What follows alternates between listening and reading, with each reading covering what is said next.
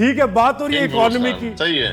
नीचे चल रहा है किंग फिरोज खान। अब उसके फैन उसको किंग बोलते हैं, अब उसके फैन उससे प्यार करते हैं, तो बाकियों को क्या तकलीफ है। अस्सलाम वालेकुम, मैं उसी दबास और आज हम बात करेंगे ड्रामा मैं जमीन और तू आसमान पे, उसकी नेक्स्ट स्टोरी पे। लास्ट एपिसोड में क्या होगा, अब हमारा शादिल क्या करने वाला है, और हुरम और शादिल क्या ये दोनों मिल पाएंगे, और अंकल तैमूर वो क्या करने जा रहा है, उसने क्या ऑफर रखी है हमारे शादिल के सामने, और जो उसका बड़ा भाई है शादिल का, उसका एंड मैं किस तरह से देख रहा हूँ। ओवरऑल इस ड्रामे की पूरी कहानी को हम डिस्कस करेंगे, और साथ सबसे इम्पोर्टेंट मैं फिरोज खान को भी डिस्कस करूंगा, उस पर भी आज बात करना बहुत जरूरी है। तो इसलिए भाई साहब आज की वीडियो बहुत ज्यादा इंपॉर्टेंट होने जा रही है। तो इससे पहले कि मैं बाकायदा तौर पर मैं जमीन और तू आसमान को डिस्कस करूं, थोड़ा सा हम फिरोज खान पे बात करते हैं। मुझे समझ नहीं आती भाई कि लोग इसके पीछे क्यों पड़ गए हैं, फिरोज खान को क्यों निशाना बनाया जा रहा है हर जगह पे, लोग इससे क्यों जेलस होते हैं। मुझे आज तक इस मंतक की समझ नहीं आई। मुझे कोई भी फिरोज खान का कोई एक पॉडकास्ट उठाकर दिखा दे जिसमें उसने किसी के ऊपर कोई इल्जाम लगाया हो, उसने किसी को बुरा भला कहा हो, उसने कभी कोई जेलसी फील करवाई हो किसी भी एक्टर या किसी भी एक्ट्रेस से, वो तो कोई बात नहीं करता, वो तो हमेशा अच्छी बात करता है। अभी रिसेंटली उसका ग्रीन पे एक पॉडकास्ट रिलीज हुआ, वो सबको दुआएं दे रहा है भाई। उसने कहा मुझे जरूरत नहीं है किसी को जवाब देने की, तो लोग उसके पीछे क्यों पड़ चुके हैं। अब उसके फैन उसको किंग बोलते हैं, अब उसके फैन उससे प्यार करते हैं, तो बाकियों को क्या तकलीफ है। अभी मैं एक प्रोग्राम देख रहा था, वो नादिया जी बैठती हैं, साथ ज़ुएब साहब बैठते हैं, वहां पर यासिर नवाज साहब आते हैं। अच्छा, ये यासिर नवाज वो आदमी है जो कि सांवरियार पिया में फिरोज खान के बाप का किरदार अदा कर रहा है, अली यार का, ठीक है, सैयद दाऊद मूसा जुआरी। और इस ड्रामे को सांवरियार पिया को इसके छोटे भाई डायरेक्ट कर रहे हैं, वो दानिश नवाज। और दानिश नवाज का ये दावा है कि वो फिरोज खान को अपना जिगरी दोस्त मानता है। तो मैं इनका ना वो इंटरव्यू देख रहा था, तो यासिर नवाज ये कहता है कि मुझे नहीं पता कि इसके कोई जेन्युइन फैन है फिरोज खान के जो उसको किंग किंग बोलते रहते हैं। ये सवाल किया था नादिया ने और ज़ुएब ने। ठीक है, बात हो रही है इकोनॉमी की। सही है। नीचे चल रहा है किंग फिरोज खान कि इसको लोग एवे किंग बोलते रहते हैं भाई, क्यों, और थोड़े इश्यूज है उसके ऊपर बात करो। फिरोज खान किंग, फिरोज खान किंग, भाई लोग उसको अगर किंग बोल रहे हैं तो आपको क्या तकलीफ है। पता ही नादिया खुद बताएगी, मुझे नहीं पता वो हैंडल कर रहा है या वाकई कोई जेन्युइन फैन है। पता नहीं भाई इसको किंग कौन बोलता है, जेन्युइन फैन है या नहीं ये तो मुझे नहीं पता। और जब इसको ये फिर अंदाजा हुआ कि मेरे मुंह से कुछ और निकल गया है और मैं किसी और तरफ जा रहा हूँ, तो फिर कहता है हाँ नहीं वो स्टार तो है, लोग तो उसके हैं, फैन तो उसके हैं, हाँ जेन्युइन भी है। तो बहुत है कि छोटा भाई कह रहा है कि मेरा जिगरी यार है, बड़ा भाई जो कि अभी उसके साथ काम कर रहा था उस ड्रामे के अंदर, वो अजीबोगरीब बातें कर रहा है। अब यहाँ पर एक ज़ुएब साहब बैठते हैं, मुझे समझ नहीं आती भाई, अगर तुम्हें कोई मसला है फिरोज खान से तो अंदर रखो ना, बाहर निकालने की क्या जरूरत है। अब मैं बिलाल अब्बास को बुरा भला कहना शुरू कर दूं, दानिश तैमूर में से कुछ खामियां निकालना शुरू कर दूं, तो इसका तो एक ही मतलब है कि मैं भाई जेलस हो रहा हूँ। भाई जो यहाँ भी काम कर रहा है आप उसको करने दो, अब उसमें से बुराइयां निकालना, यानी पता नहीं कोई अजीबो गरीब मखलूक है कि एक आदमी चुप बैठा है, वो कोई बात नहीं करता और आप उसके पीछे बढ़ गए हो। मैं एक बात आपको बता दूं, जो कुछ रियल लाइफ को लेके फिरोज खान के साथ हुआ है ना, अगर उसकी जगह कोई भी और एक्टर होता तो वो कभी भी कम बैक ना कर पाता, कभी भी वो वापस ड्रामा इंडस्ट्री में ना आता। उसने तो भाई साबित किया कि वो रियल लाइफ में भी हीरो है। ये मैं नहीं कह रहा, उसने खुद कहा है कि जब ये अखाड़ा ड्रामा में कर रहा था तो उस वक्त मेरे पे केसेस थे और पता नहीं क्या कुछ हो रहा था, इतना प्रेशर था, लेकिन उसके बावजूद भी मैं अखाड़ा जैसा एक बहुत ही मुश्किल ड्रामा था वो जो उसको किरदार दिया गया था दिल शेर का, उस पे काम कर रहा था। फिर उसी ड्यूरेशन में उसने खुमार भी किया, बार बार ड्रामे किए। मैं पूरे यकीन से कह सकता हूँ कि अगर इसकी जगह पे कोई और एक्टर होता तो वो गिव अप कर जाता, कब से गिव अप कर जाता। तो खैर भाई मेरे अंदर एक बात थी कि एवं उसके पीछे लोग पड़ जाते हैं, अब उसको उसके फैन किंग बोलते हैं तो बोलने दो, आपको क्या तकलीफ हो रही है भाई, आप भी हिम्मत पैदा करो, आप भी किंग बुलवाओ। खैर भाई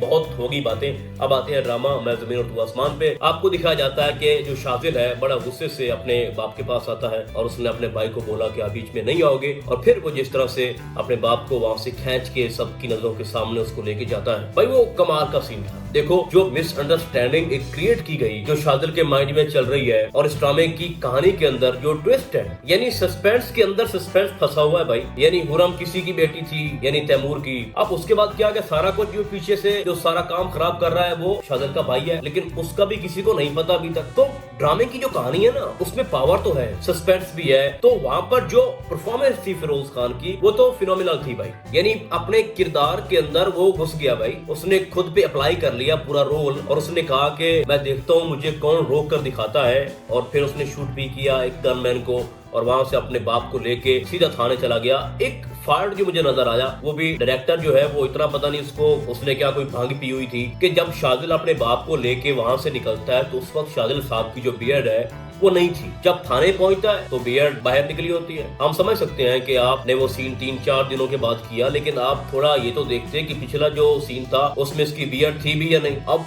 मजे की बात यह है कि जैसे ही शादिल ने अपने बाप को थाने में बंद करवाया, फिर जब बाहर वापस आता है बियर्ड फिर से गायब हो जाती है, वो फिर शेव करवा लेता है। भाई डायरेक्टर साहब आप कहाँ पे खड़े हो? आपको नहीं पता यार इतने बड़े प्लेटफॉर्म पे, इतने बड़े ड्रामे पे, इतनी बड़ी कास्ट पे आप इतनी बड़ी गलती कैसे कर सकते हो? खैर जो उसने अपने बाप के साथ किया ऐसा ही बनता था। शाहबुद्दीन जिसका कोई कसूर नहीं था, जो अपनी बेटी शादिल सुल्तान को देना चाह रहा था, उसको ठिकाने लगा दिया। धक्का तो भाई शादिल के बाप ने दिया था ना। अब उसके बाद उसके बड़े बेटे ने क्या किया वो अलग मैटर है, उस पर बारी आएगी। लेकिन मैं ये समझता हूँ कि ड्रामा जो है ना वो अपनी आप पावर पकड़ रहा है और अभी बहुत कुछ ऐसा होने वाला है जो कि आप यकीन भी नहीं कर रहे होंगे। लोगों ने बहुत सारा इसके ऊपर क्रिटिसाइज किया कि ये ड्रामा खत्म है, फ्लॉप है, इसके अंदर कुछ भी नहीं है। लेकिन शाहबुद्दीन के साथ जो इंसिडेंट हुआ उसके बाद इस ड्रामे के अंदर एक नई चीज आई, एक सस्पेंस बन गया और अब ड्रामा सीरियसली आगे जा रहा है। और हम फिरोज खान को जिस टाइप का देखना चाह रहे थे उस ड्रामे के अंदर एग्जैक्टली हमें देखने को मिल रहा है। मीर हादी बैक हो गया, ये वो सारी चीजें। अब आगे ये होगा कि जो हुरम की माँ है उसको लेके हमारा जो शादिल है वो जाता है तैमूर के पास, वहाँ पर डिस्कशन होती है और वहाँ पर कोई डिमांड रखी है सीएम साहब ने कि आप एक काम कर दो जिसके बदले मैं आपसे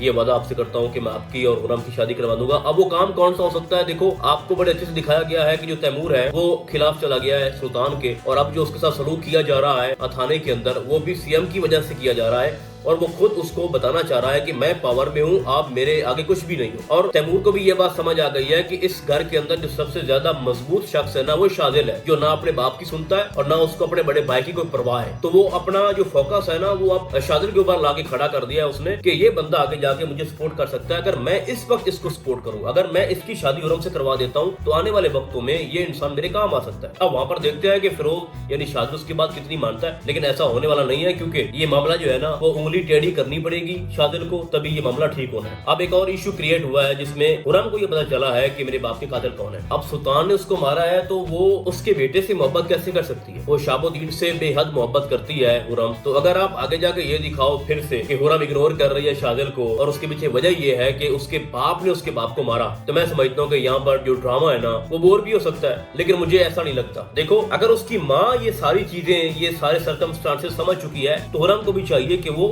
शादिल को समझे। वो इतना बड़ा उसने स्टैंड ले लिया, हालांकि इतना कोई करता नहीं है अपने बाप को घसीटना, घसीट के थाने में फेंकना, ये हो तो कुछ ज्यादा ही जाता है, लेकिन उसने हुरम के लिए किया और उसने साबित किया है कि मैं हक के साथ खड़ा हूँ। तो हुरम को चाहिए कि वो शादिल का साथ दे। अब एक वक्त ऐसा आएगा कि जब सारे पत्ते जो तैमूर सीएम है वो खेलेगा, शादिल को अपने जाल में फंसाने की कोशिश करेगा, तो उसके बाद जो शादिल है जिस तरह से उसने अपने बाप को घसीटा वो सीएम को भी घसीटेगा। ये मैं आपको बता रहा हूँ। उसका जो कहर है ना वो टूट टूट के अब पड़ेगा सबको। और ये सारी चीजें जब ओपन होंगी, जाहिर बात है जो भी इसका बड़ा भाई कर रहा है सुफियान, जब उसकी हकीकत खुल के सामने आनी है कि सारा का सारा जो गेम है जो उसने खेला, जो सारा प्लान जो इसने बनाया सुफियान ने, जिसकी वजह से सुल्तान और शादिल के अंदर एक मिसअंडरस्टैंडिंग पैदा हुई, ये सारे मामला बड़े अच्छे से सॉल्व हो सकते थे। लेकिन सुफियान चूंकि उसको लालच था और वो अपने घर को बर्बाद करना चाहता था, वो सारा खुद टेक ओवर करना चाहता था, तो उसने खेल खेला अपने भाई के साथ भी, अपने बाप के साथ भी। तो उसकी हकीकत जब सामने आएगी तो मैं उस वक्त का इंतजार कर रहा हूँ जब सुल्तान ने ये कहा था अपने बेटे से कि ये ना हो कि आपको माफी भी ना मिले। तो जब ये पता चलेगा कि शहाब को सुल्तान ने नहीं बल्कि सुफियान ने मारा, तो फिर तो भाई एक अलग ही ट्विस्ट आएगा और एक अलग ही मजा आएगा। और आपके माइंड में एक सवाल होगा कि ये सारी हकीकत खोलेगा कौन? मुरीद खोलेगा। भाई आपको पता है कि मुरीद जो है ना वो पहले शादिल के साथ काम करता था, लेकिन फिर सुफियान ने उसकी फैमिली को उठाया हुआ है और उस फैमिली की वजह से वो उसको ब्लैकमेल कर रहा है और मुरीद से हर वो काम करवा रहा है जो कि वो नहीं करना चाहता। लेकिन एक दिन उसको गैरत आएगी और वो शादिल के सामने सारी हकीकत खोल के रखेगा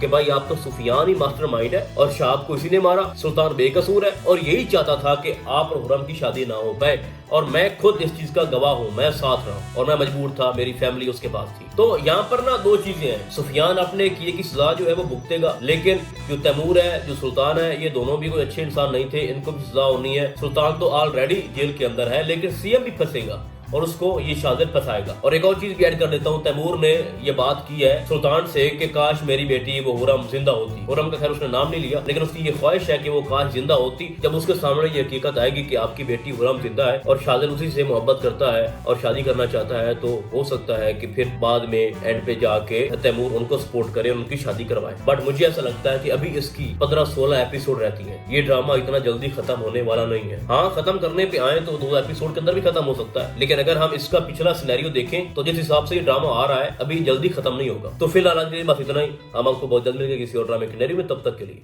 अल्लाह हाफिज।